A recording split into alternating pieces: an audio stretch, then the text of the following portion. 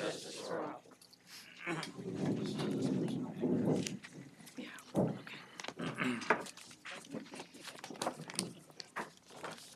want to welcome everyone to our meeting this evening, January 16th. The first items from council, first item on our agenda.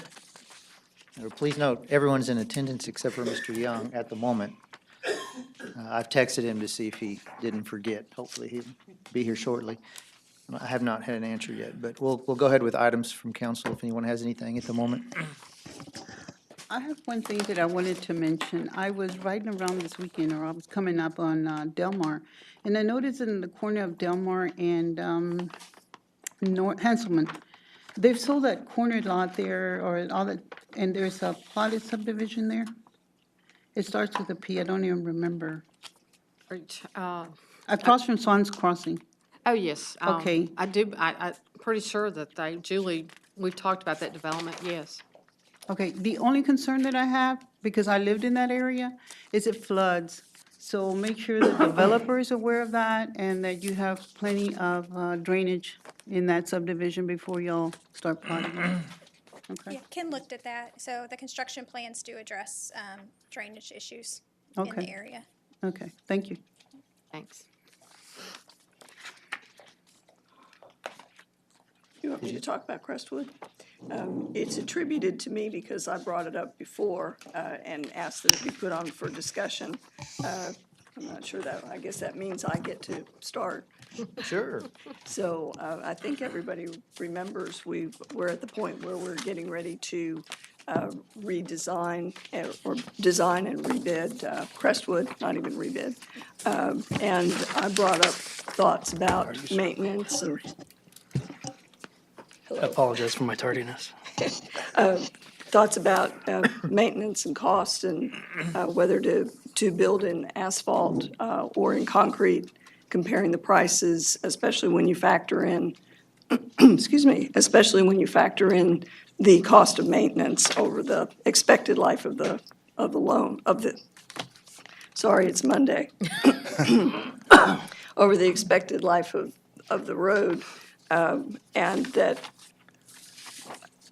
I guess I'm kind of advocating that we look seriously at doing that road in concrete.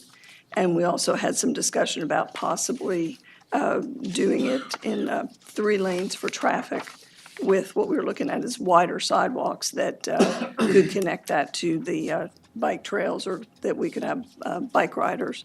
That was what I suggested before. I think people, well, they didn't have a chance to think about it because I just suggested it. So now we've had a chance to think about it. It's back on the agenda for everyone else to get to talk about. And if possible tonight, since council's had these figures, we'd like a decision point on that so we can move forward with design and keep the project moving. Donald did do some revised figures. He kind of went back out and looked at what current prices were running. So it's this yellow, orange, and blue sheet at your desk. And I will let Donald go through those numbers. Sure, thank you. As Charmel mentioned, we went back and tightened up these numbers a little bit, made sure that we were using our most current prices to come up with them. In addition, what we did was we went back and we looked at, where can we save some money? What can we do to cut? And what we've done is we've gone into the engineering side, the outside engineering side of these numbers, and we've split that out into what we call a pre-construction and a post-construction phase. And that post-construction phase,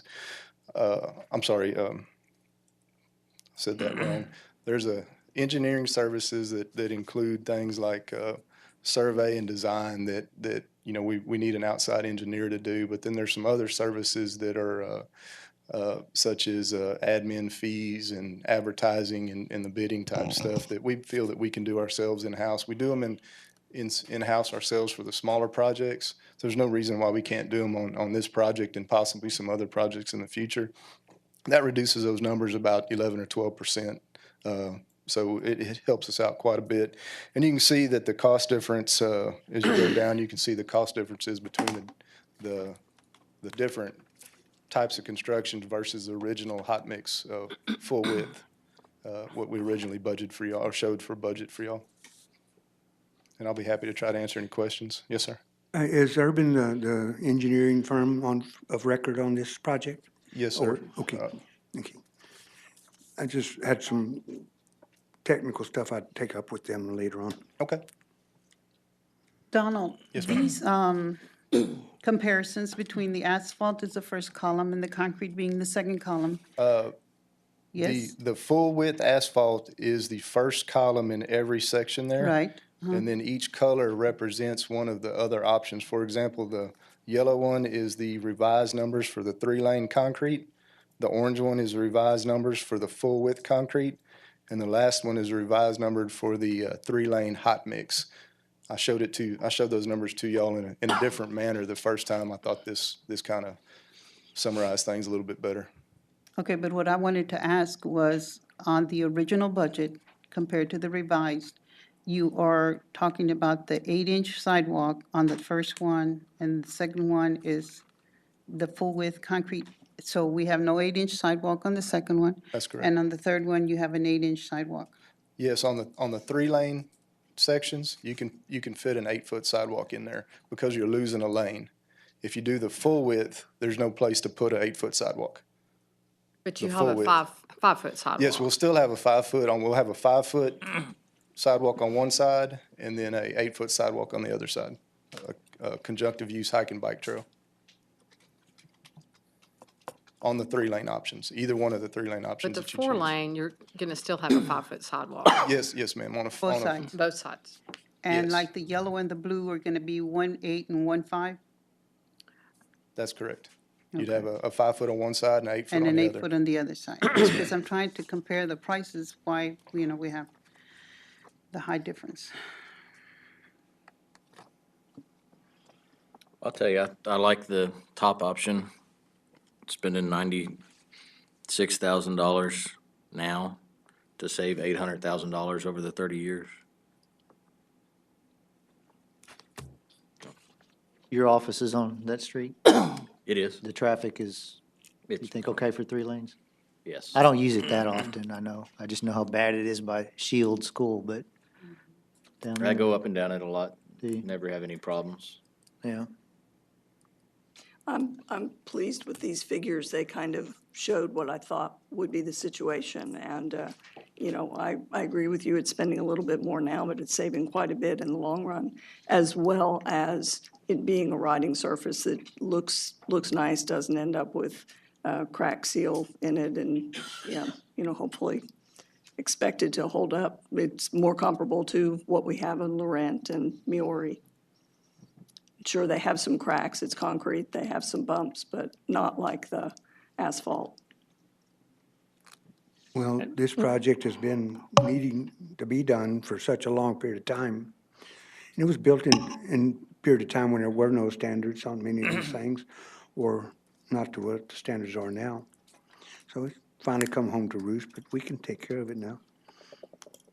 Donald, the 30-year estimated maintenance cost for both the hot mix and the concrete.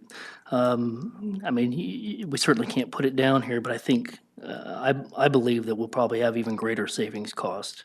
After a 30-year, you're gonna do a total rebuild on that hot mix, correct? Yes, sir, that's correct. After 30 years or possibly longer, if concrete lasts longer than the hot mix, would it be a rebuild, or would they just do hot mix over the top of that once it's hit its life expectancy? I think that on a concrete street, once it's reached its life, you would probably just do an 1.5 or a 2-inch hot mix on top of that, So is similar it- to what's downtown in certain areas. So as opposed to doing a full rebuild, we would just kind of rehab that, which would extend life expectancy and give us even greater cost savings that we don't see down here. That's correct, yes, sir. But you're talking 50 years down the road. Yeah, it's hard to tell, that far Well, out, but that's what I mean. We're gonna grab 50 years plus Oh, yeah. additional years versus rebuild versus rebuild. Yeah, yeah. Well, there is one other point to be made. And, okay, so when that street was built, it might have had a 30-year life. That would even be doubtful, but it's been 50 years since it's been rebuilt. Now, what is the true life when we've been operating on a street that literally is disintegrating? Is that an honest assessment? Yes. Okay. So I hear the life numbers, and we still know that a better built street will last longer even when it gets into the stages past its useful life. And that is still true as well. I'm for the three-lane concrete. Yeah, I'm sold on the concrete. I relied on Councilman Bachknight's observations of traffic over there, so I appreciate that. But, so the next question is how many lanes, right? 3-lane or 4-lane? I can go with the 3-lane. Well, in that middle section, it's already 2-lane, really. Yeah. So we're talking about that section between Big and Jordan and Laurent. Going down it a lot, whether, the traffic's not there because the road's in such bad condition, but there's, Yeah. aside from right at the beginning of pick up a school and drop off a school, Yeah, that just doesn't have a lot of traffic. yeah. And I think Main to Navarro is also 2 lanes. So, Well, even Laurent carries a lot more traffic than it used to before it was rebuilt. I expect the same would occur here. I would avoid a street like that. Okay. Sounds to me like you've got a majority for the 3-lane with an 8-foot conjunctive use sidewalk. Ma'am. So, okay, All right, concrete. concrete. The concrete. Thank you very Thought much. that was just understood. I want to Thank you. thank Ms. Scott for bringing it up. Thank you very much. Thank you. Okay. Other items from council? Dr. Young, did you want to, oh, well, Go ahead, let Dr. Young go. his might take a while. Go ahead. Fine. He's got to make it for last time. Oh, fair enough. Well, you can thank me for not giving you the flu. I did want to bring up, it was brought up the trees being cut down, and that was certainly a hot topic at the time. A few weeks have gone by, and I understand, saw the comments from constituents. I've got some concerns. Particularly, was I pleased with that living downtown? No. I think he did a disservice to his own property value. But again, that's his property. I respect that, but don't necessarily like that. And I would imagine that most of the constituents and stuff that live downtown probably understand and feel that way too with the aesthetics.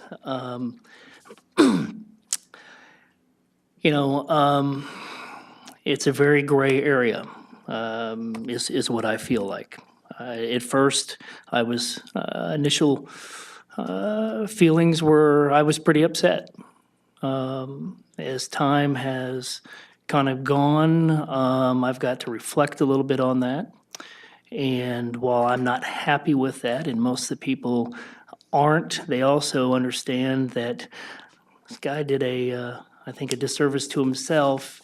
And I started asking the question of how many trees have been cut down in that area by people in the last 40, 50 years. I've only been here 17, so I'm not sure, and I don't know if anybody up here can answer me that. Know of any?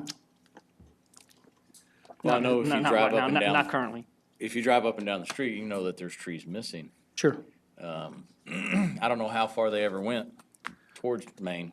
Like the Advocate cut down trees when they expanded their building onto the edge of Santa Rosa. And I've got a neighbor that cut down some trees, and whether you want to consider them legacy trees or that, I think they believe they were innocuous. They were probably a nuisance to him. They didn't form a canopy from that standpoint. They weren't, I think, a historical tree from that standpoint. And so then you start going, are we going to protect? What are we going to protect?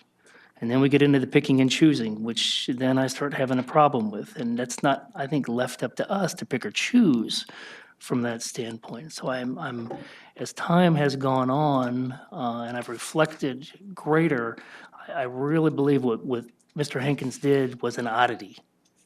I don't think that anybody downtown is in a mad rush to cut down trees that add beauty to the area. And so while I'd like to preserve but I'd also like to preserve people's rights from that standpoint as well. And so I understand being frustrated, but doing nothing may be the best option where this hasn't been an issue before, and I don't believe it's probably going to be an issue after. I think it's going to just die away, and people will respect the places that they live. I don't know if anybody up here has any particular feelings in that regard. I do. I agree and I don't agree with you. First of all, I was born and raised in Victoria, in Old Victoria. And I rode my bike all downtown, all these streets. I'm all over downtown from birth to now. A lot of trees have been cut down or removed. Trees add value. Sure. I personally want to thank Ms. Helen Walker, our former judge, for coming up. Gary Hall, Gary Dunham, Bernard Klimas, Sandra McKenzie Hardy, Dora Santiago, and Walter Womack for coming up and speaking their opinion. And I think they're right on the money. There's historic districts all over the state of Texas that have ordinances or rules and regulations concerning trees, and they work fine. I think it can be done. I think it can preserve the look of Victoria, the historical look, and add value to our tax base. Homes traditionally sell higher in historical districts that have trees and that protect the trees. So I would have to say, I think it can be done. Is it going to be difficult? Sure it is. But there's plenty of cities across Texas that do it.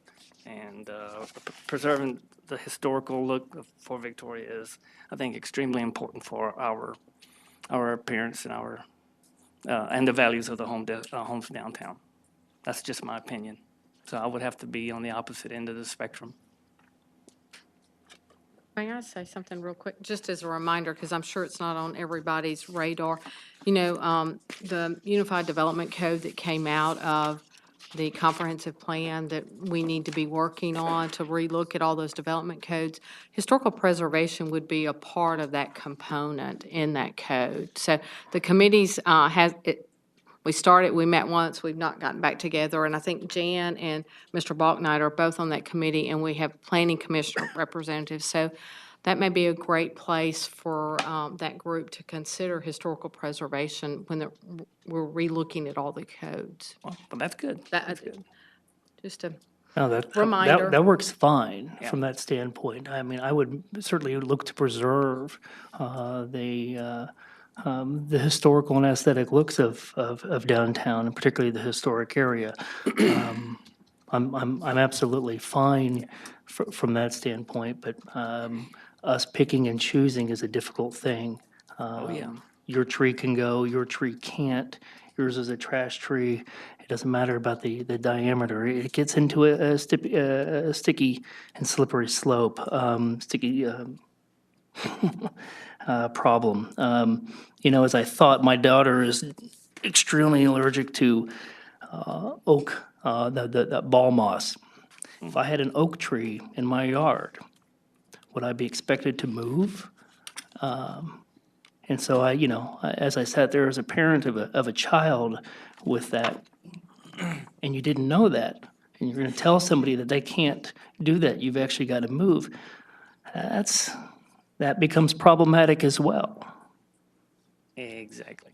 So this is where it becomes very, very gray. Sounds like the unified code might be I think that's a great a place. great place to start, but if I may, I was going to ask a Oh, yeah. question. I agree. Take advantage of Ms. Scott's expertise. I don't know, she don't have to answer me, but deed restrictions, those can be self-imposed? Correct. So every person up and down that street could add something, a deed restriction, that those trees could not be removed except for a waiting period of 30 days or blah, blah, whatever it is. They could all do that. That would be a And if- private civil thing that they would do, yes, And and then when the house restrict sold, their property. traded hands, because I don't like deed restrictions, because they've caused me problems in the past, but in this case, it may be So they could just add them on, and whether it impairs the value of that home or increases the value of that home, that's up to them. That's something they could do, huh? Yes, and the city of Victoria does not enforce deed restrictions, so that would Right. not be a city function as it currently isn't anyway. I just think that would be an interesting solution, but that's just a thought, so. Well, part of that might be what this actually fleshed out to look like. Are you gonna have a board there that says this is a trash tree, this one isn't? Is this one diseased, or do you got a report from a tree doctor that says it's ill? I'm trying to understand how it's gonna look when it's actually there. The idea of preserving the trees is a good one, don't get me wrong. I'm trying to look at, how's it actually gonna play out? To be discussed further, I guess, in the unified committee, Unified code, Development excuse me, Code. Unified Development Code. Okay. So, items from council, anything else? Are y'all good? I just was wanting to know if Mr. Reeves had an update on progress on the Aquifer Storage and Recovery, the ASR project?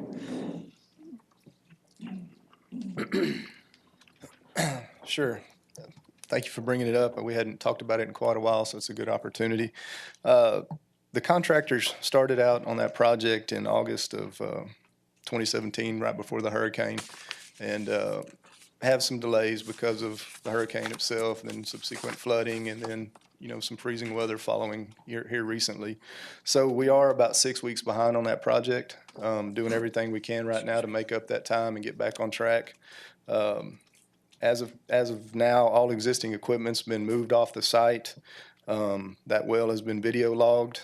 During that video log, we found that about 500 feet down, the casing had some damage. So rather than go in with a mechanical cleaning method, we opted to do some acidation. And we did that work, net zero difference in the budget, so it worked out well. That cleaning effort did real good on the top screens. Down at the bottom, it worked not so well, but still got a decent cleaning. So we anticipate that well is still going to do what it's supposed to. Keep in mind that it is a demonstration well, and it's designed to demonstrate that the concept of ASR is going to work here in Victoria. So even if it doesn't end up producing quite as much as it originally intended, we still think it's going to do what it's supposed to.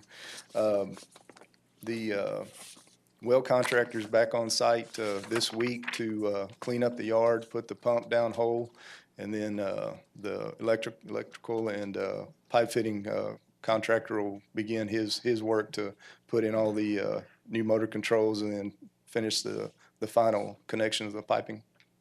Okay, they are both still double screened at the Evangelina and Chico aquifers? Or you're not aware? I believe that's the case, but I'd have to look and double check that. And the screens are in good shape? Because this is a demo project. Yeah. Showing that it will truly work. Engineering says it'll work. The We gotta prove screens, it now. the screens seem to be in pretty good shape. It was that perforated casing that had some damage. So, but the screens look like they're decent. They won't have to do squeeze job and then re-perforate? I don't believe so. That's not the plan at this point, no, sir. Okay, thank you, sir. For the audience, Aquifer Storage and Recovery Program Yes, instead ma'am. of ASR. Yes, ma'am. Sorry about that. No, That's fine. well number 19? I'm sorry? Is that well number 19? Yes, ma'am. That's the one down in the park on Young Drive. Before Mr. Reese sits down, I have a question, just a quick update on Red River, how it is, how it's going and how it compares to the estimated schedule at bid time or what we gave them for completion. We are still ahead of the estimated time, I think by about 2 months, is that correct? I think they had till April to finish that job. And we are actually gonna put in the first course this week. Hopefully as long as the weather holds and everything works out, we're gonna put the first course on this week. And then have to let that cure. Traffic will still be one lane down the center for a little while. Let that cure a couple of weeks and we'll put in the second course. Again, that's got a cure, and then sometime around the end of February, we're hoping to put in the final hot mix top surface, and then stripe it, clean it up, and then we're done. Don't they have to rebuild that far south section? All the base is in, all that base is in, ready to go. They finished that. The one that the cars are driving on right now? They will have to, they've already done all the slick off work. It's all done. Okay. Yeah, it's done. Just like there's a big elevation difference, but, okay. Thank you. Okay. So we're still under items from council. Is there anything else? Don't see anything. Okay. We'll move into citizens' communication. Anyone would like to come up to the microphone and speak about whatever they want, just give us your name for the record and try to keep your comments as a courtesy to others to 5 minutes or less. Yes, sir. My name's Michael L. Williams. I live here in Victoria, been here since '90 at 510 Antietam in Shenandoah. No, we don't have that many trees. But I will say that I'm working with the Historical Commission, trying to look into what we're talking about as far as city ordinances, maybe something that can help us find an avenue to take on these trees. There was a survey done in the 80s, I believe. I haven't seen that, and it's probably still on the record here in Victoria somewhere. We'll have to research that.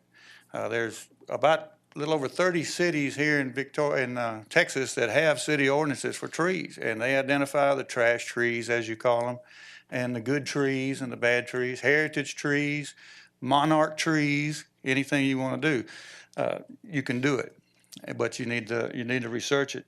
There is one thing, recently I finished a book called Collapse, and if any of y'all ever read the book called Guns, Germs, and Steel, it's by the same author.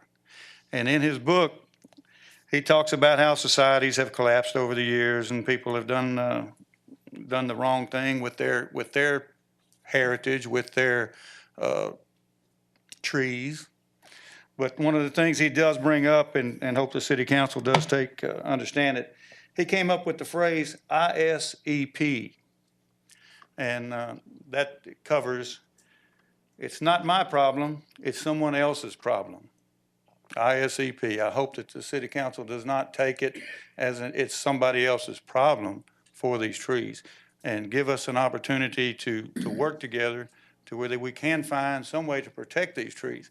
There are tours that come through town, bus tours. People stay overnight for these bus tours. They go to your restaurants, they go to your hotels, and then they take a tour of Old Victoria.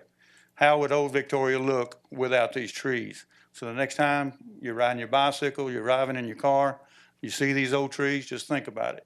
That's all we ask. Thank you. Thank you. Good afternoon. My name is Gary Hall, and I'm the current chair of the Victoria County Historical Commission. Last time I spoke to you, I spoke on behalf of Protection for Trees, and guess what I'm going to talk about tonight? Protection of trees. I do think, yes, it could be a complicated problem. I hate to quote Jerry Maguire, but let me help you. I think there's a lot of interested parties here who could do some research, see what some other communities have done, and maybe do a pattern after that. I would hope that the council would wait 60 days before they made any kind of major decision about a tree ordinance, so that we would have time to perhaps to present you with what some other communities have done to protect trees. In December, Victoria Preservation published this book. If you don't have a copy, it's beautiful. But I wanted to read just a little passage. We're reading tonight, I guess. Read a little passage from the introduction by Louise Hull Patillo, who stated this much more eloquently than I can. She says, the commitment of the preservationists is not usually done with any thought to the economic development opportunities they may be creating, but a result of their collective efforts is an enhanced sense of place and community pride. Research has shown that heritage tourism has great economic benefit to our state. Heritage travelers tend to stay longer and spend more than other tourists. According to a recent report from the Texas Historical Commission, quote, preservation-induced economic activity returned $291 million in state and local taxes in Texas last year. Preservation more than pays for itself. It is clearly one of the best investments in Texas. And that's the end of that quote. So as we move forward, please do consider that there are some trees that are worth saving. we permit a lot of things. If you're gonna replumb your house, you've got to get a city permit to do that. If you're gonna have a garage sale, you're supposed to get a city permit before you have that garage sale and have it posted. I see no reason that perhaps we couldn't permit certain areas like Santa Rosa Street. Again, I'm right across the street. I live right across the street where those 2 trees were taken out. I've lived there, I'm sorry, my 29th year in that house. In those 29 years, I've only seen 2 of those oaks taken out, and that was the end of last year right across the street from me. And I'll feel their loss. I mean, they were, again, part of a beautiful picture, and the street's still beautiful, but you've cut off 2 of what were 90-year-old trees planted 90 years ago. To replace that tree, you'd have to plant a tree and let it grow for about 90 years. I don't think I'll be around to see that, but anyway, let's protect what we have. Please consider doing your best effort. We need your help.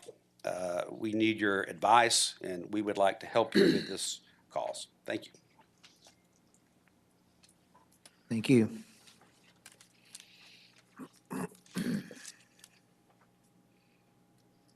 I'm Helen Walker. I live at 470 Santa Rosa. You all know how I feel about this situation, so I'm not going to give you my speech again that I did last time. Sorry you missed it, Dr. Young. But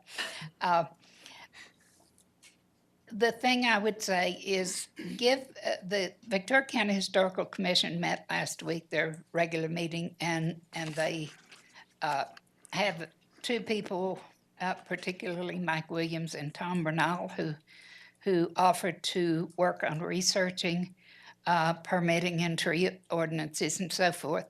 I guess what has come up tonight that we didn't know about is that I would suggest that on the committee that's reworking the ordinances, that some thought be given to putting either Mike and Tom or some members of the County Historical Commission on that committee to work. We don't want a harsh ordinance. We want a reasonable solution, but we think perhaps an easy permit process could alleviate the situation. So thank you for your help, and please let us help you. Thank you. Thank you.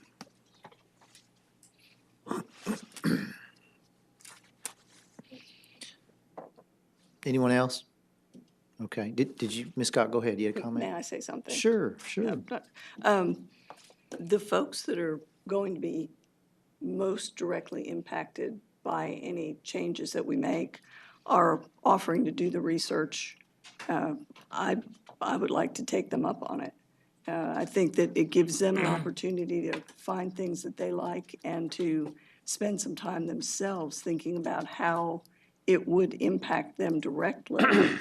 And, I'm all for accepting their offer, and I'd like to have them bring anything that they want to share with us, either back to commission or back to that committee. When the time comes with that committee on that portion of the code, absolutely. I'm Right. sure we'll reach out to them as I mean, needed. Sure. You bet. I feel like they've got the head of steam right now. We don't know exactly when the committee will get back to that.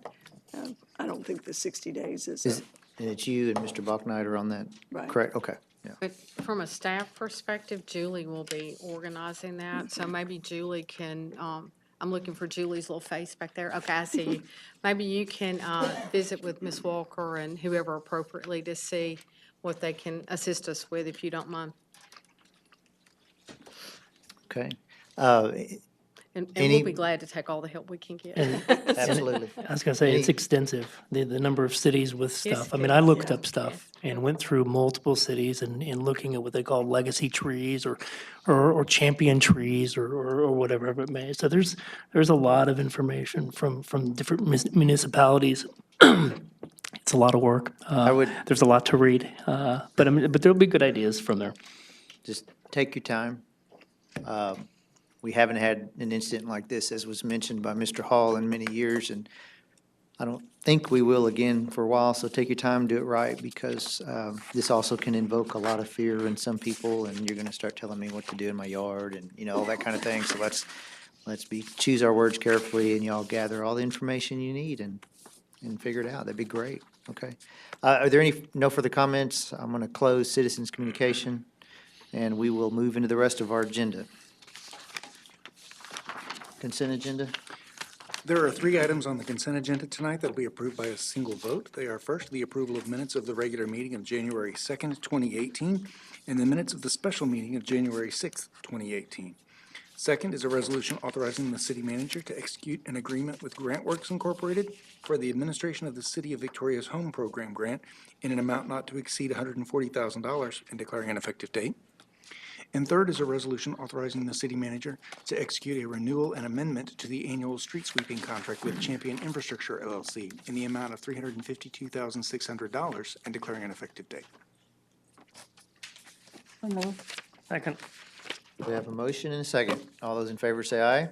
Aye. Those opposed, same. Okay, ayes have it. And we have 2 other items. Item E1 is a resolution authorizing the city manager to execute the 27th Amendment to the Containerized Commercial Solid Waste Collection and Disposal Services Contract with Waste Management of Texas Incorporated to include the addition of the Snapshot Program, providing for an increase in the commercial recycling fee, and declaring an effective date. Council? Move we dump? Second. Okay, we have a motion and a second. Are there questions? Daryl, did you want to? Quite a bit. Go ahead, Dale.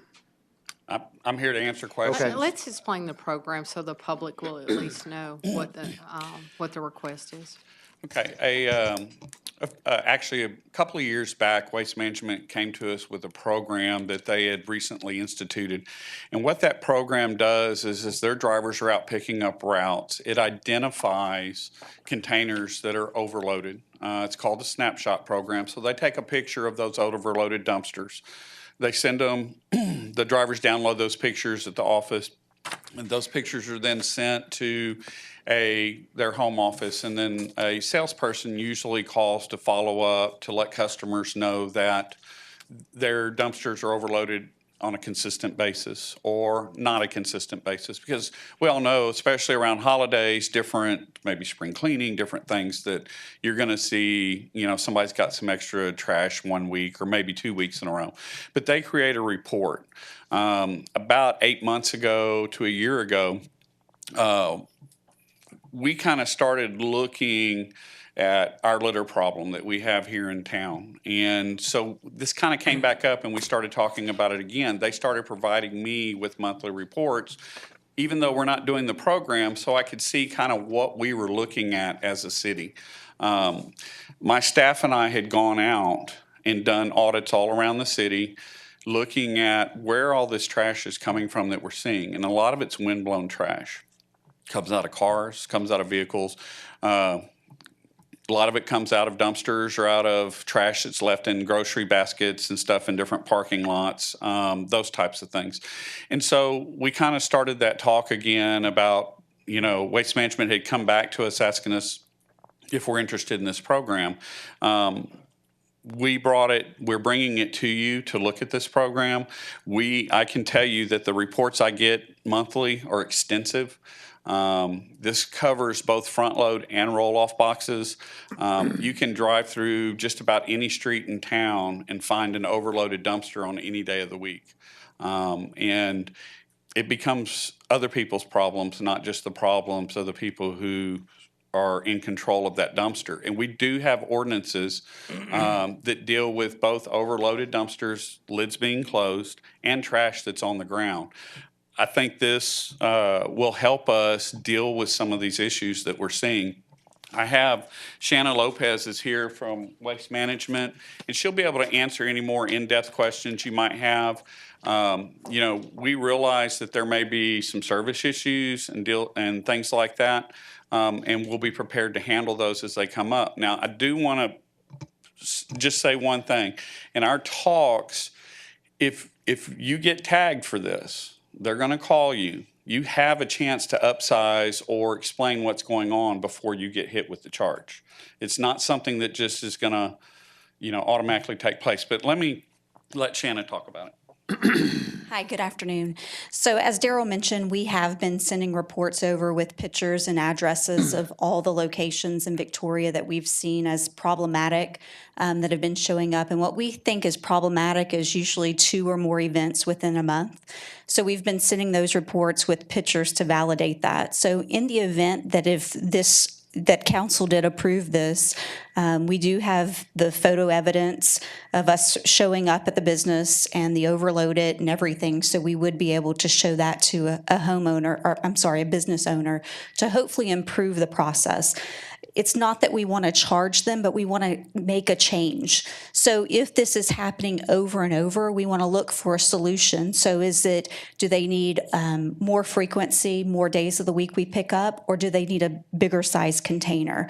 So that's the goal, is to make sure the container is enclosed and all the garbage is within it. So we can work with them to see, is there, a container size issue or frequency that we can help address those issues. So I got a couple questions.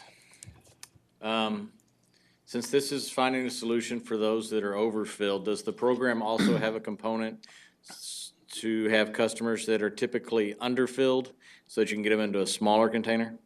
Currently, we don't have a program that we have, but at any time, if a customer feels like, hey, I need to reduce, it's up to them to call us and say, look, I want to change my frequency, and we can definitely downsize it. But you're saying you're trying to help them out, get them and find the solution for an overfilled. Why wouldn't you also try and give them a solution for underfilled continuously? Right. When the driver pulls up to an overfull, you can see that it's full. But when the driver pulls up and the container is closed, he doesn't know if it's what the size is. There's nothing to say, oh, when he's picking it up, what's the size?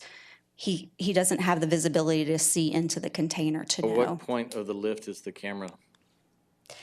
It's actually, he's with his tablet. So when he pulls up to On the ground. site, he's doing it with the tablet. Okay. The other one is, how do you handle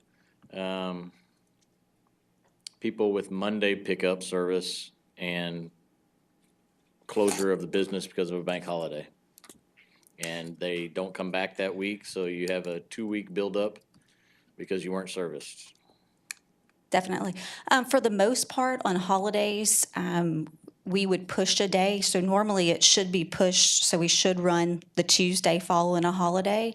But in that event, it's the same thing. If there was a discretion, if for some reason, like last week, weather impacted us, then we would know that, hey, we couldn't make it to that on their normal scheduled day, so that snapshot does need to be waived. Okay, and is that written into the program? We can definitely write it into the program if it's needed. I, of course, have a establishment that uses your services, and there have been at times discrepancies in pickup times. We start earlier than most businesses because of the nature of our business. 3 hours or 4 hours difference means a large difference in the amount of accumulated garbage.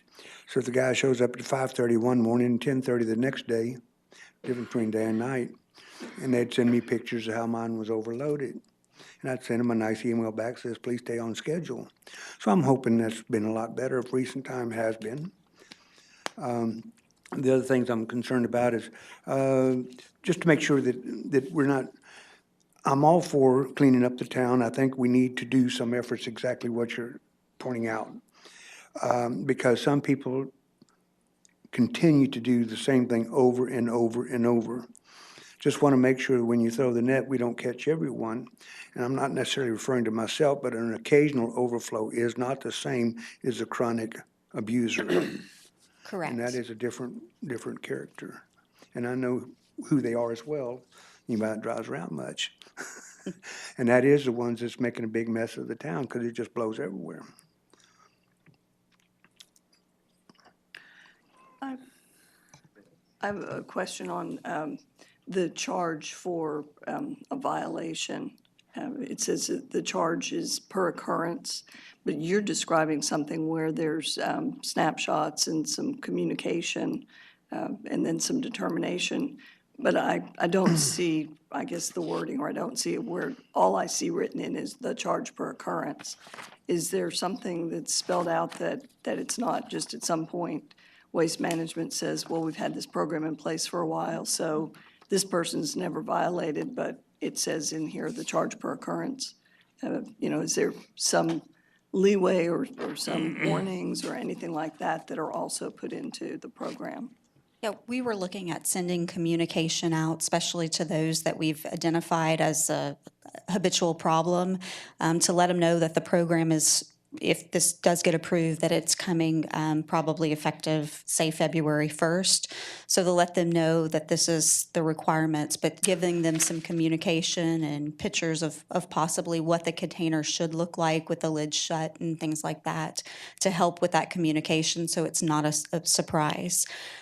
We have this in other cities, and, you know, sometimes, like Daryl mentioned, there's a holiday event, so you do have the extra, and the person, we're picking up the extra, so they don't mind paying that one-time fee because it occurred at that one time. So when we reach out to them, they're like, no, that was a holiday event or a special event. And they're fine because it was extra garbage, so they're understanding that we're collecting because there's extra. On the event that it was something that happened over and over, then we would have the ability to flex that.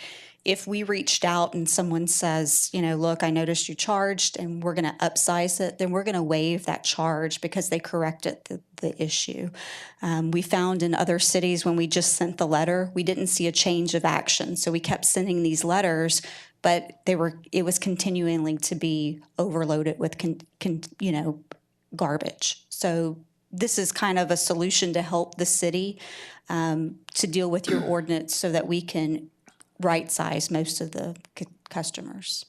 I can tell you that Daryl goes out and talks to a lot of business owners too, where we notice chronic problems. I have a few areas I keep an eye on myself, and I'm yet to see a change. And so maybe some of the business owners will not want to have to pay the additional money for the litter. And you can drive around town and look at litter along the roads and back up and see. A lot of times it's coming from apartment complexes, hotels, and businesses that don't keep their lids down, and it is blowing in the wind. And it kind of goes back to, we don't want that to be our flag, do we, Daryl? Litter's a problem here, and we work hard at trying to abate it, but we can't do it by ourselves. Citizens are going to have to take responsibility and pride in our community on littering, so. Well, there is one other comment I'd like to make to Waste Management in general. At times in the past have been slightly lacking in communication ability. Y'all have email access. You can send me a picture email, which I've done in the past. But also, many times it's very difficult to communicate through your system. It's like punch 1 for this and 25 for that and so on until you wear out. But there should be perhaps a chain of command in some manner. When there's something minor, gee, what's the holiday pickup schedule? It seems to be hidden information.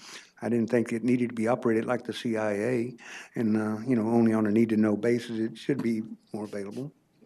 And that's just trying to be creatively.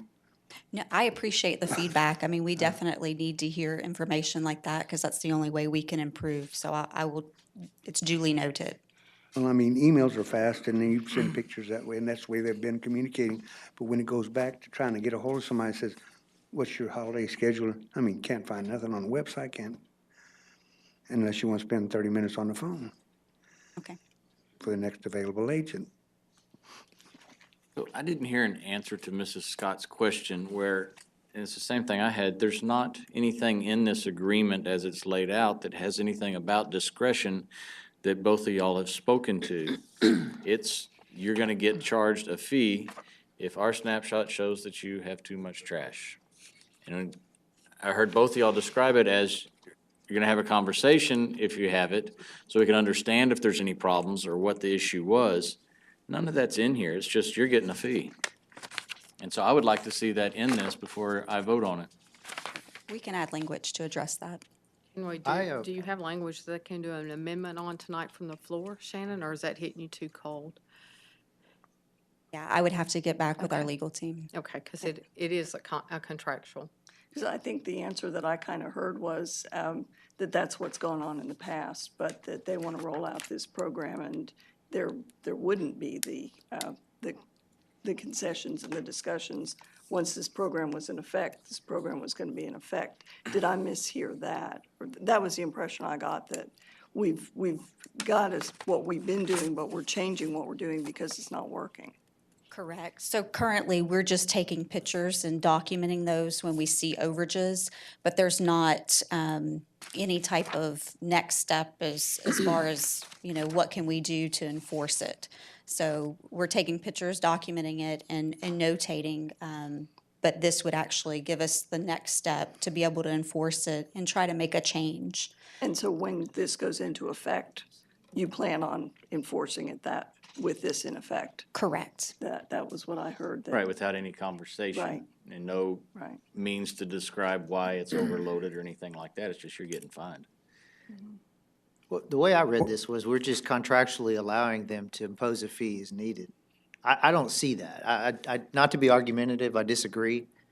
You have the ability to provide this incentive now. If you don't, because obviously letters get thrown. Tom, you've been throwing your letter in the mail. You better quit that. There was one But, other comment I needed to make. Well, Go ahead. and also, it doesn't speak, and I'm arguing with Jeff now, this is not to solve a problem of having the right size container.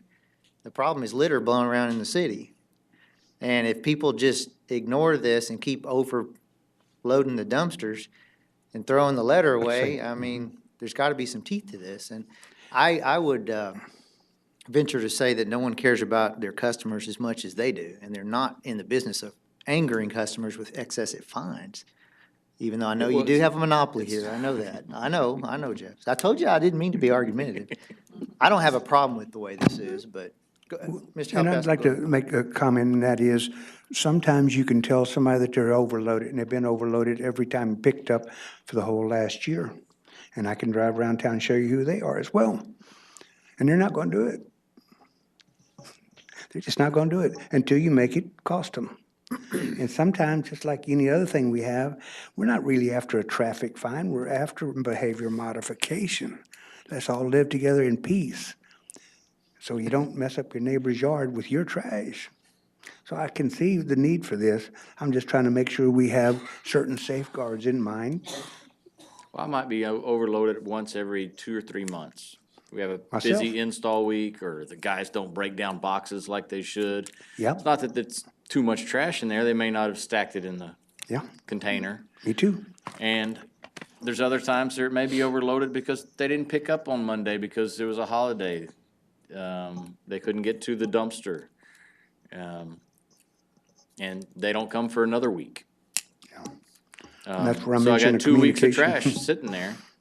And this does not provide any mechanism to say, hey, look, yeah, I know you just sent me this charge for overload, but number one, you didn't show up on Monday like you were supposed to. Whether you were closed or we were closed, you didn't come the next day. There's no means to address that. Valid point. And what about the people that go and dump the trash in your dumpster and you don't even know who they are? They're causing the problem and you're gonna penalize the owner. We have a lot of that. Daryl knows that. He and I go back. Okay, so I guess I just need to get understanding for what, because what we'll have to do is we'll have to go back and talk through some things. You know, in the past, I work as the kind of the gatekeeper. So when customers have problems, and Ms. Elise knows, and so does Mr. Halapasca, I get contacted, I make the phone call, I make it right, whichever way it goes, because it goes both ways. And so I'll still have that ability to do that. I do get one complaint, maybe 2 a month sometimes on different things. And then we can go months without any, and then I may have a bad month. But I've always had to act as that gatekeeper in some of those things. Now, we can go back and work through the 2 legal departments and get something like that put in.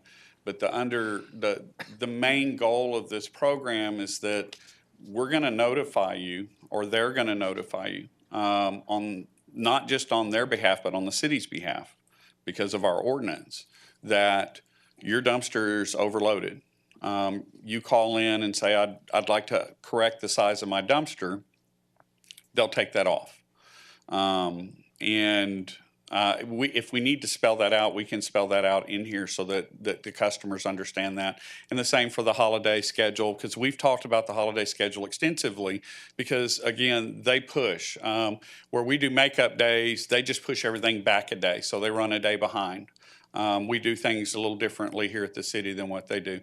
But it's important to note that once you've been hit with this and it continues, you're going to get hit every week with it until you fix the problem.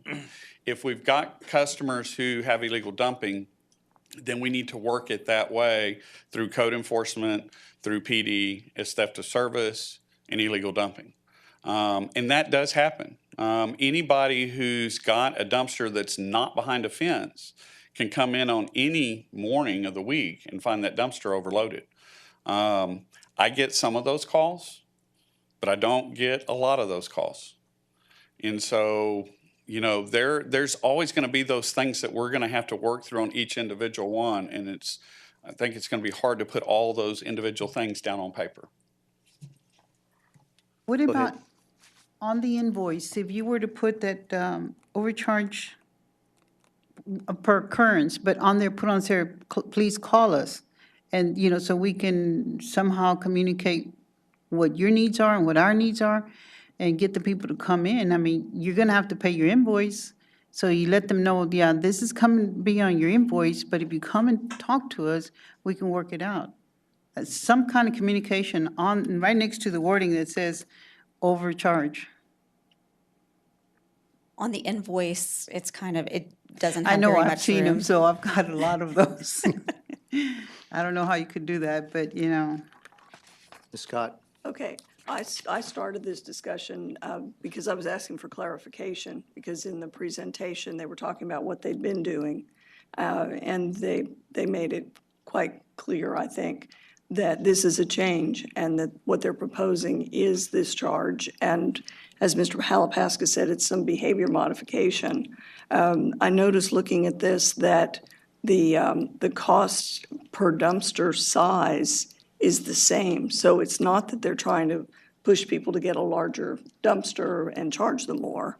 At least I think I'm right about that. Now, of course, people may only have a certain amount of space, and so that may be a dumpster issue. But I just want to back up and say that I started the discussion asking because I didn't see the tolerances that they've been writing in, that they've been talking about. But the reason I didn't see them is because they're not planning on putting them in this program.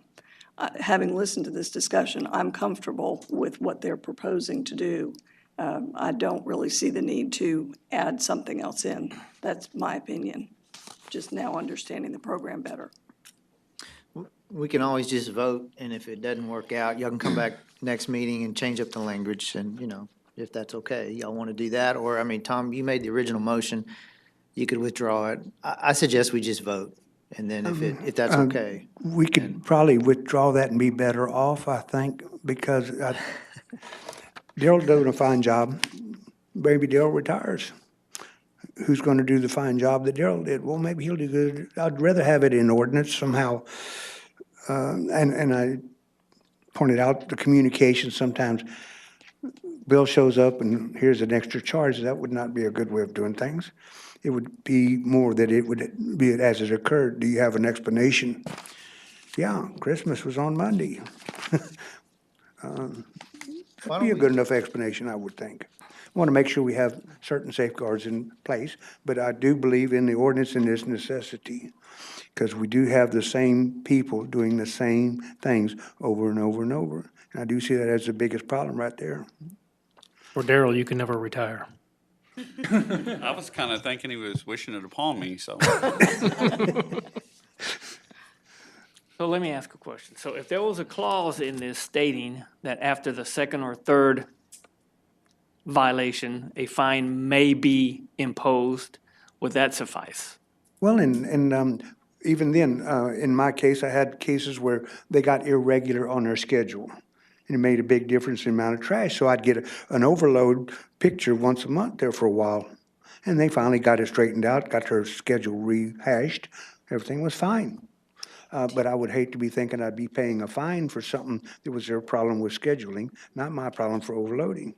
Mr. If a customer brings up an issue with their bill, do you have the right to negotiate with them on whether you're gonna, okay, Certainly, at any time, for anything, okay. for any reason. Tom, do you have room for a larger dumpster? If it's the same, Well, if then it's the same cost, can you get a larger one and then I've got mitigate those got a larger problems? one now, but there's nothing, it can't be overloaded.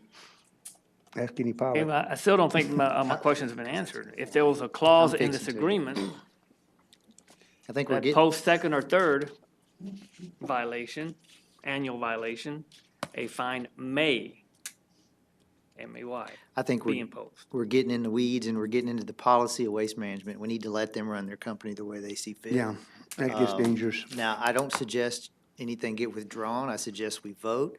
And if it fails, then that's okay. They can come back and see if we can appease those. That's fine. There's nothing wrong with that, guys. It's okay to have differences of opinion, but my opinion is we're getting too far into how they run their business. This is just the ability to give them this tool should they need it. So, I'm sorry, Mr. Halpaska? No, I guess I'd have to agree with that because the greater good is to clean up the town.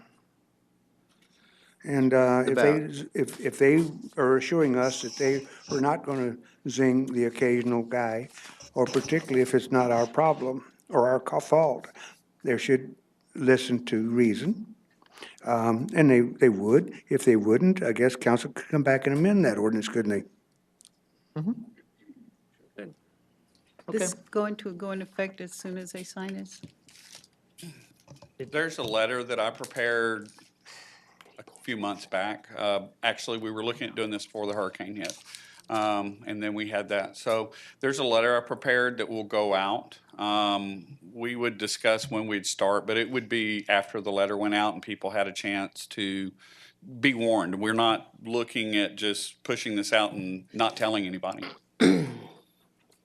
Okay, just to be very clear, Mr. Halpaska, you know, I threw around the word withdrawal. You're not withdrawing your motion. Okay, we want to clear that up. Let's make sure we heard that. Any further discussion? Want to mention for the public that we've spent a lot of time talking about this charge, but there is also an increase in the rates that we're approving. For the recycling. Correct. That's for the commercial Recycling. Thank you. Just a quick reminder, 2 years ago, Waste Management came back to us with the market being in the slump. We raised our recycle rates for our residents. You know, we have only 50 or so recycle customers commercially inside the city. They held off. They've come back. They came back to us a little sooner than now, but we've pushed it back, and now they're trying to make themselves whole on the commercial side like they did on the residential side 2 years ago. And then also the last thing in there are the approval. Upon this approval, we'll receive 3 more additional dumpsters at no charge that would go to 2 of them would go to the golf course, 1 to the clubhouse, 1 to the maintenance facility for the golf course, and the other one would be at the new parks office. And let me clarify one other thing, because people do watch these council meetings. When I said that there was no difference in charge between the different sizes of containers, I believe I was probably incorrect. Yes, ma'am. Depending on the size of container or the number of days a week, the charge does change. But no matter what size container, as far as the overloaded, the price stays the same, whether it's a 2-yarder, whether it's an 8-yarder. And they will take the extra trash that's picked up. If they drop it on the ground, they'll pick it up. So if it truly was just an issue of someone having an undersized container, it'd be worth their while to size it properly and not have to pay the fee, which happened to be equal to what a different size container would be. Or less in a lot of cases. Yes. Okay, we can conclude the great trash debate of 2018. Good discussion. I'm just teasing you guys. We'll vote with we'll raise our hands. So all those in favor, raise your hand. And those opposed, same? Okay. Thank you, council. Very much. Yes, ma'am. E2? E2 is a resolution adopting the Victoria County Hazard Mitigation Action Plan with respect to items pertaining to the city for guidance in applying for mitigation grants and certain types of non-emergency disaster assistance from state and federal agencies and declaring an effective date.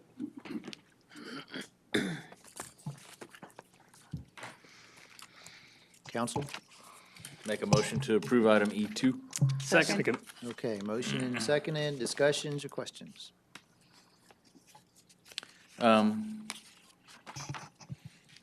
What's the timeline for getting the updates done with respect to the hurricane section of this plan? Sure. So now that we've actually gone through and we're getting ready to do the adoption, formal adoption process, it's already been approved by the state and also by FEMA. We can then move directly into an amendment to the actual plan itself, including the historic data that we may see needs to be put back in there, i.e. 1998 flood data that is in there associated with Tropical Storm Francis. We'll add back in there, and also the Hurricane Harvey information.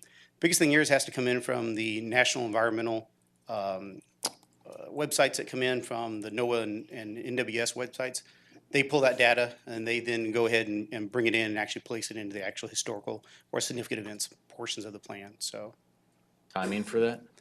we can do it any time that we want to. As soon as we get the plan adopted, we can move into Okay. the amendment phase. And we're also going to be doing the amendment phase based upon a couple of the different action items that we want to add in.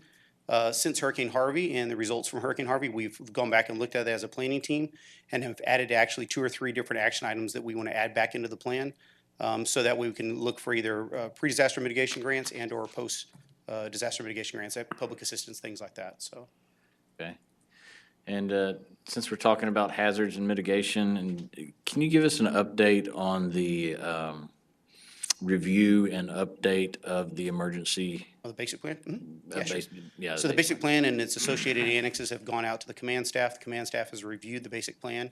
It's given their recommendations on what signature authorities need to be on the different plans themselves, the different annexes. Those are out at those different various directors and agencies right now. We are looking at pulling that group back together in the middle of February to review their edits, comments, things like that, and then we'll be able to push it forward. Unfortunately, we were kind of moved off to a little bit different direction by Judge Zeller. He's asked us to review the plan for redaction, and so we're actually in the process of doing that right now. I actually gave him a recommendation as of this afternoon, so kind of slowed that process down just a little bit for me, so. Okay. So is the plan still to have something to council in the month of June to get it approved? I'm assuming if we meet our timeframes. Yes, ma'am. So, I There mean- should be no problem doing that. We'll get it before June, obviously, so we'll have time to review the And if there's the any big old binder. concerns or edits from any of the council members, we'd definitely like to see those prior to, so that we can address it with those various signature authorities or the departments as well. So, so they can take a look at those things and figure out how they need to best incorporate them into the plan, so, and Okay. or redact them from the plan either way, so.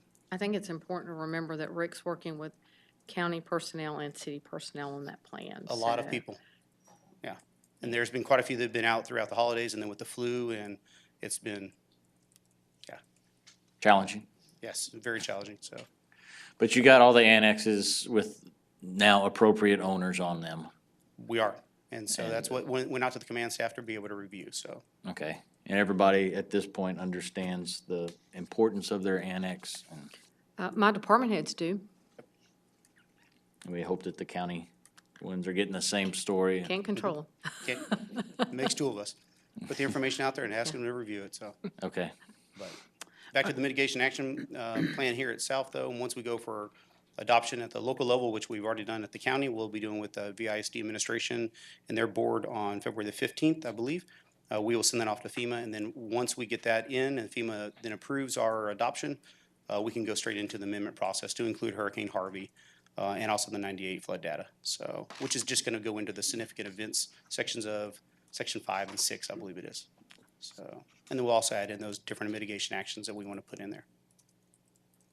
I think a point I'd like to make out in the implementation, Oh, section yes, ma'am. 17, those timeframes in there are when Rick thinks grant money might be coming available during those timeframes. So I don't want anybody to believe that that's actually going to occur during those 24 months or those, 48 months, but that's when we think we might get some funding coming from the federal government. Yes, ma'am, So fantastic that's- reminder. That is exactly that. It's a placeholder for us as a local community and the planning team to say, if a grant was to come available within this cycle, we understand that it's going to move it up to the priority list. And as we see natural disasters occur in the United States, we see the funding streams come in on those. It could be everything from H1N1 to the, influenza or flu. Then all of a sudden, we see the fiscal dollars tied to that and those streams of money come down. They want us to tailor this to those things. And so, but we're dealing with natural hazards in this plan, which is, 11 natural hazards identified within our plan, so. And then too, as you read the implementation strategy, you may notice some of those are very generic, but until we do it that way, so when the grants come out, we'll be able to tie it back to that generic statement. We're Yes, not- ma'am, we use the word various a lot and Yes. in very We- general terms. We're not So restricting ourselves We get depending on the creative grant. when we write the grant, so. Okay. Anything else? Anybody? Very good. Thank you. Great. We got a vote? All those in favor, say aye. Aye. Those opposed, same sign. Okay, ayes have it. Thank you, Rick. We have a couple city manager reports, I believe. Yes. Julie's going to talk about the tax credit program. Yes, we prepared this report this year because we believed that the Victoria sites that were being submitted for this tax credit program were going to be more competitive than we have been in the past due to a policy decision by the city of Corpus Christi, which is they have decided to only support projects within a specific council district.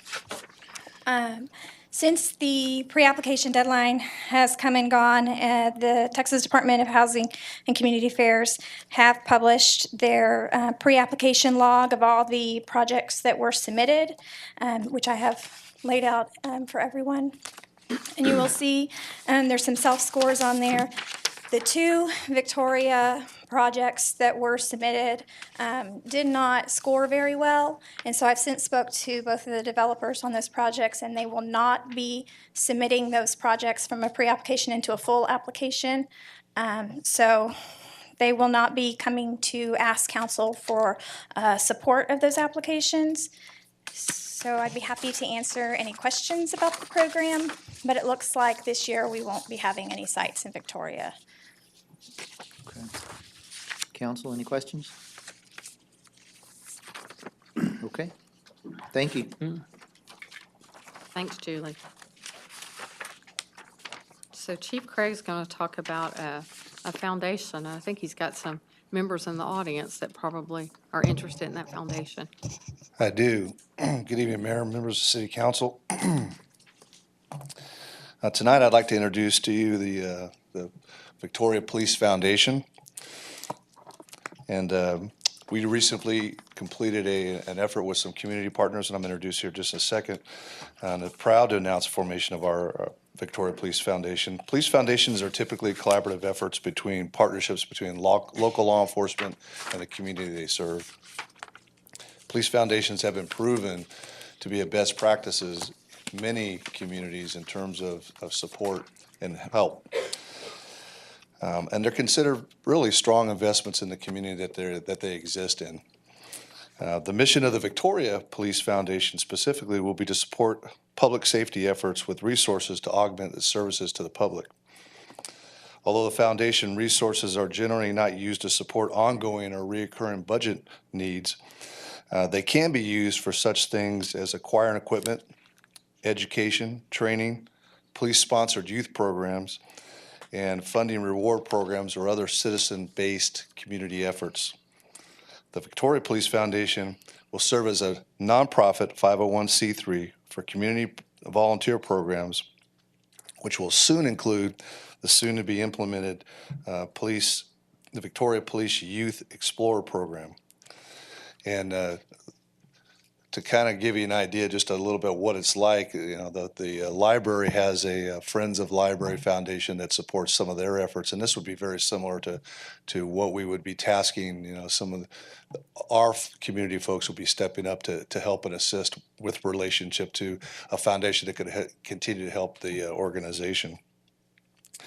Now, the City of Victoria and the Police Department would not play a direct role in the financial accounting or management of the Victoria Police Foundation. The foundation is governed by its own bylaws and by its board of directors from our community, and a couple of them are here in the audience today. I'd like to introduce them.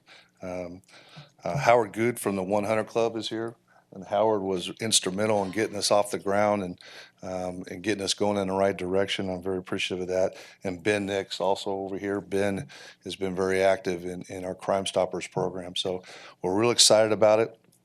And I think the best thing about it is it also gives give the police department another area of support in terms of our ability to serve the community. So I stand ready if there's any questions. We're very much in the infancy stage right now. So How's this differ from the 100 Club? well, we're trying not to compete directly with the 100 Club. They offer memberships, and they do offer very similar with respect to supporting programs, mostly equipment, that kind of a thing. But this would be an umbrella specifically designed primarily, at least initially for us, to support the Explorer program. And that was a little cumbersome to be part of the 100 Club. They couldn't really support that financially with the umbrella that we were proposing, but the foundation will be able to. So won't directly compete with them. It should supplement what is being offered by the 100 Club. You know, we're fortunate in this community that the 100 Club has been able to provide fire and police some equipment and different donations because Yes. they've not had to pay out, major injuries or loss of life, which is the purpose of the 100 Club if there's a loss And I of life. forgot about the insurance that they provide. Yeah. Yes. So insurance, but that's the main purpose. And so I think the Explorer kind of gets away from that mission of the 100 Yes. Club. Whereas this is designed specifically to keep it under. So it'll be the foundation that primarily runs that program. And I'm real excited about that program, and I'll be bringing that information back to you as well in the coming months as we hope to kick that off in the spring before summer of this year. Is the Explorer program going to be handled through the school district? Or do They- you plan to incorporate that?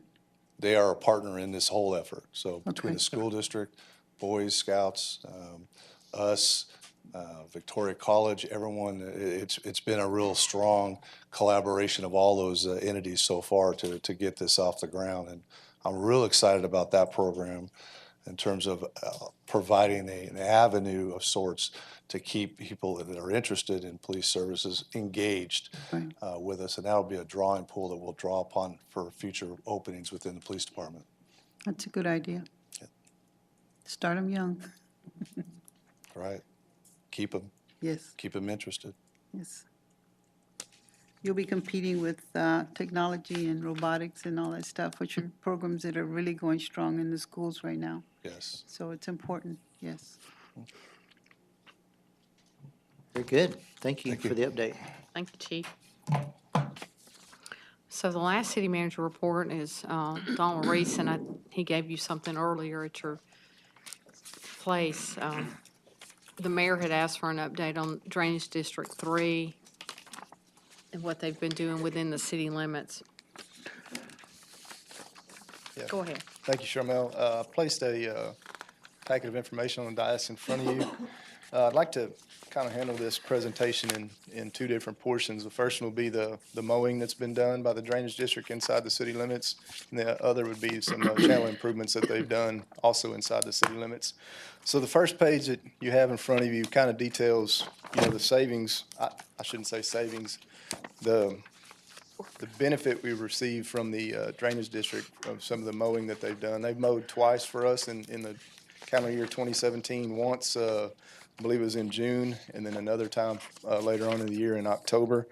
And that allowed us, as you can see from the spreadsheet, about $12,000 that and I say we don't want to call it savings because I took that money and put our contractor into another area where we didn't have the money at the time to get some additional mowing done, and we really needed it. So it helped us out quite a bit.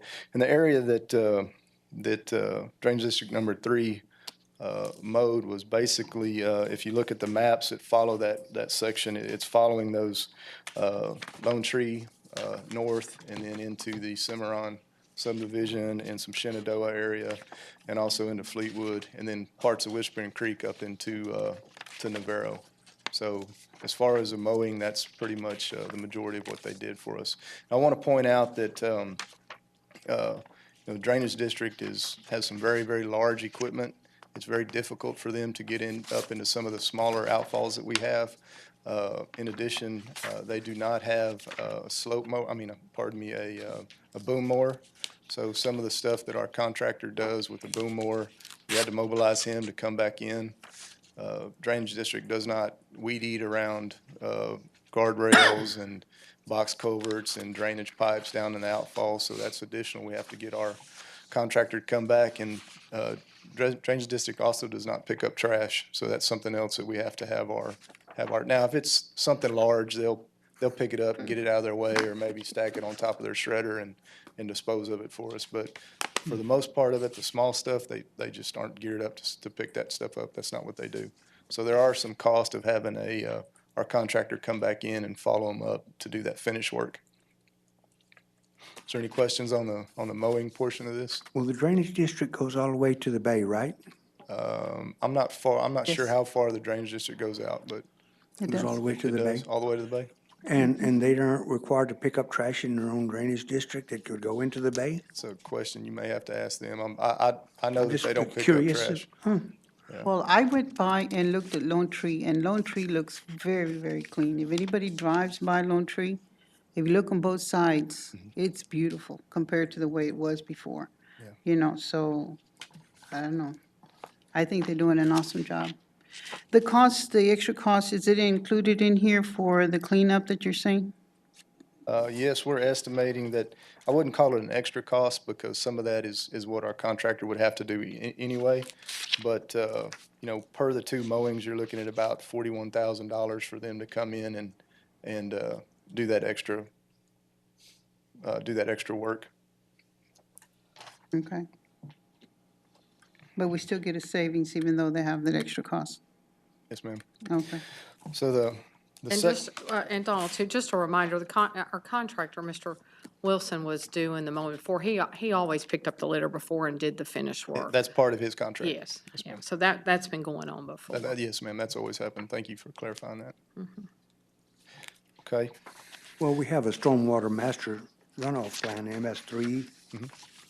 And it requires, various things such as litter and whatnot be addressed. And that's why I was just asking. I understand, yes, sir. So you're satisfied with the work so far, and the relationship is fine? Yeah, I think what they've done has been very good. Okay. Relationship's going good.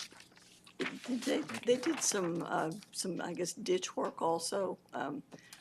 When I came out of Colony Creek on John Stockbauer, I could see a bunch of equipment there, and I don't think it was ours, so.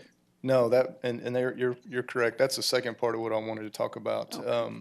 They did do some work on the outfall that starts at John Stockbauer, which is part of Lone Tree, and then goes to Business 59, and then from Business 59, it goes all the way out to US Highway 59 and just keeps going. So they basically did brush clearing, sloping, and reshaped the channel in the bottom of the outfall all the way from John Stockbauer all the way to just past US Highway 59. That's not work that we had on and again, I don't call this savings because that's not work that we had scheduled. We had not planned on doing that work. However, if we did have to do that work, we would have to hire a contractor to do it. And I estimate that total of that work would have been about a little over $1.2 million for us to have to do that work. Total's about almost 14,000 linear feet of ditch at about 90 foot wide. So. Good to hear. All right. Does that conclude your city manager report? It does. Thank you. And we will adjourn to executive session. Sure, there are two topics on the executive session tonight. The city council will recess for executive session on the 22nd day of January 2018 at 6:25 PM. The subject matter of the executive session deliberation is as follows. First, the Texas Government Code Section 551.074 with regard to personnel matters, including but not limited to review of the city manager and city attorney's performance. And secondly, under Texas Government Code 551.072 to deliberate the purchase, exchange, lease, or value of real property interests due to the fact that a deliberation in an open meeting would have a detrimental effect on the position of the city in negotiations with a third party. Thank you.